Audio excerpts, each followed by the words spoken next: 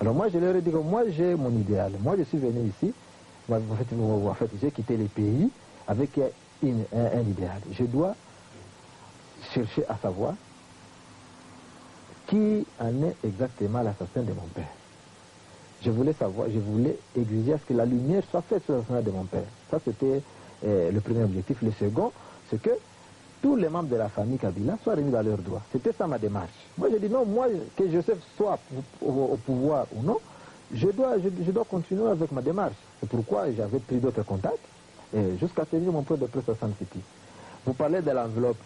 Ce n'était que des miettes qui m'avaient été remis. 50 000 $. Oui, non, pas 50 000 $. 50 000 Ce sont des miettes pour l'enfant d'un président de la République, voilà. Mais c'est une fortune pour les enfants des quartiers chez nous. Non, en fait, ce n'est pas quelque chose. Ce sont des miettes qu'on m'a donné 5 000 $ pour s'en débarrasser de moi, hein, en quelque sorte. Mais pour ceux qui y des amis de Kabila. C'était le décompte final. C'était le décompte final parce que j'avais refusé. Qui a soldé ce compte-là? Ce compte-là a été soldé par M. Kazadi, puisque mécontent, puisque j'avais dit que je tenais à tout prix de tenir mon point de presse. Ça a été soldé par M. Kazadi, il me remet, hein, à sa main propre, il me remet la somme de 50 000 rand, quelque chose comme 5 000 $. Il me dit non, si tu tiens à tenir ton point de presse, moi, je ne m'occuperai plus de toi. Moi, j'ai dit, bon, tant pis pour moi, je suis fils d'un rebelle, je vais me débrouiller. C'est comme ça que j'ai pris d'autres contacts jusqu'à tenir ce point de presse-là. Ah, d'accord. Ok, alors, vous avez obtenu le point de presse, on connaît la suite. Nous allons vers la fin de cet entretien. Alors, Étienne, j'ai une question à vous poser. Si maintenant, vous étiez en face de Joseph, que lui diriez-vous? En face de Joseph. Alors, dites comme si vous vous adressiez à Joseph. Oui, en fait, le seul message que je pouvais transmettre à Joseph était celui de nous laisser, nous, de la famille Kabila, le libre choix de pouvoir porter plainte sur inconnu sur l'assassinat de Laurent Désiré Kabila, parce que cela nous revient de droit. Puisque nous avons constaté que le pouvoir de Kinshasa n'a pas la volonté de laisser à la justice la liberté de faire son travail. Le pouvoir de Kinshasa, si je n'ai pas du pouvoir, je parle de Joseph lui. Joseph étouffe le procès sur l'assassinat de Laurent Désiré Kabila. C'est le premier point. C'est le premier point. Le second point, c'est que j'avais même dit dans mon premier point de presse à Kinshasa, nous devons, nous, de la famille Kabila, nous devons constituer une commission d'enquête au sein de la famille, devant inventorier tous les comptes et biens de Laurent Désiré Kabila au pays et à l'étranger, afin que tous les héritiers soient remis dans leurs droits. Ça, c'est un droit inaliénable pour l'héritage. Donc, voilà. 2 points, enquête, clarification de l'enquête sur l'assassinat de Kabila. Et puis, l'héritage de ces derniers. Tout à fait. Je crois que, merci Étienne pour cet entretien. Merci de nous avoir accordé cet entretien. Vous êtes encore à notre compagnie et je crois que le moment venu, nous aurons encore d'autres questions à vous poser. Merci, c'est moi qui vous remercie, monsieur le journaliste.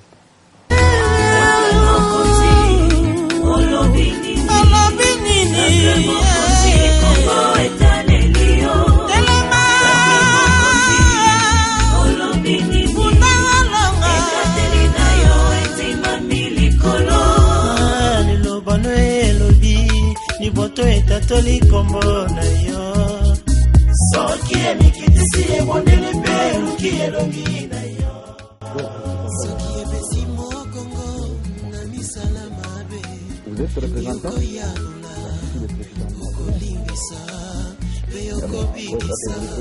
Le président autoproclamé parce que là il n'y a pas encore eu des élections.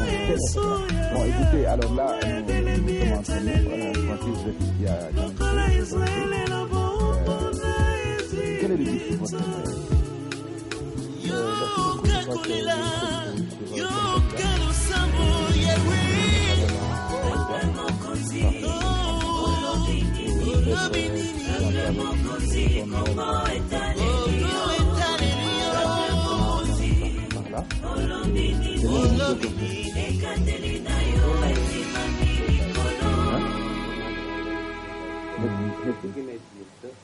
Ah, un profil.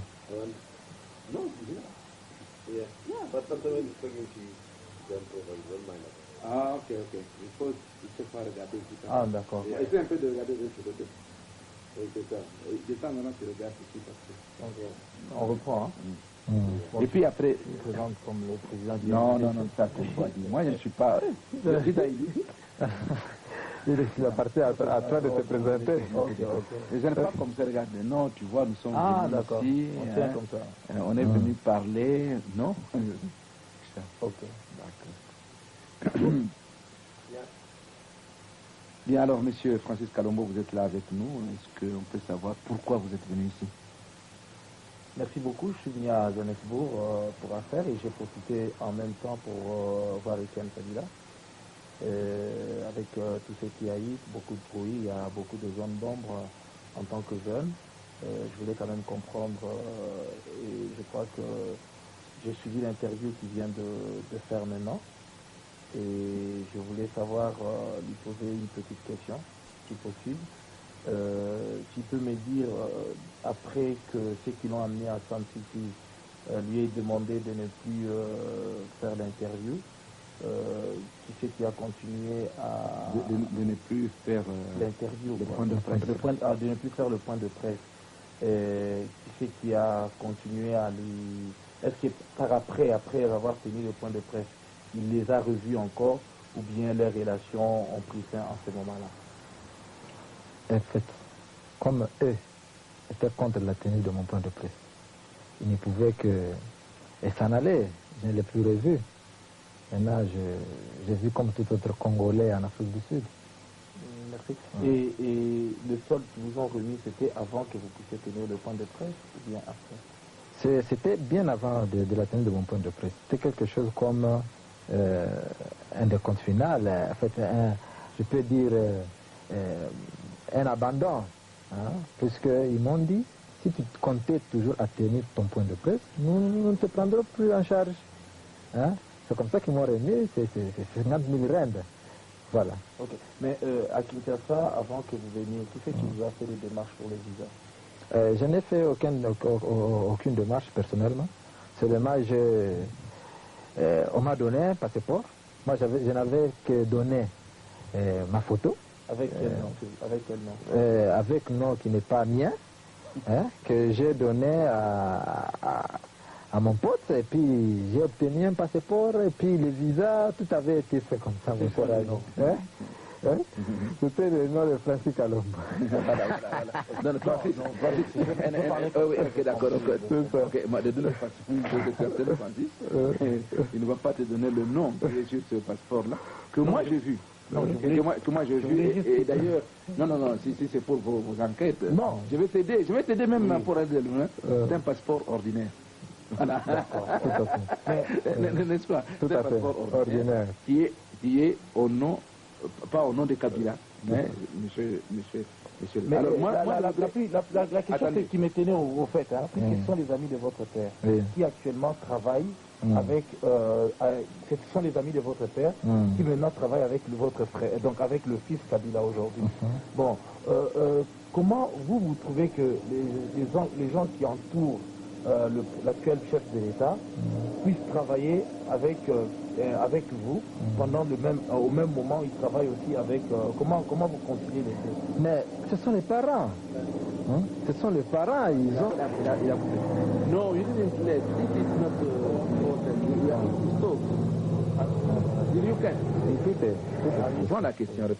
Bon, et sois bref dans la question. Oui. Moi, mon problème, c'est que comment vous conciliez que ceux qui travaillent maintenant avec l'actuel président Joseph Kabila, qui étaient aussi les amis, qui travaillaient aussi avec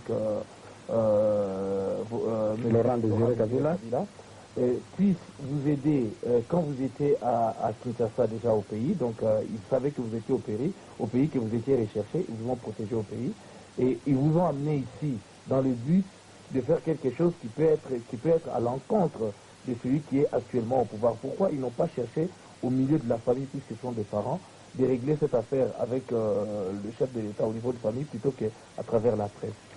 Moi, je crois que c'est suite à l'esprit même de Joseph, puisque eux, ce sont des parents. Ils se sont mis à la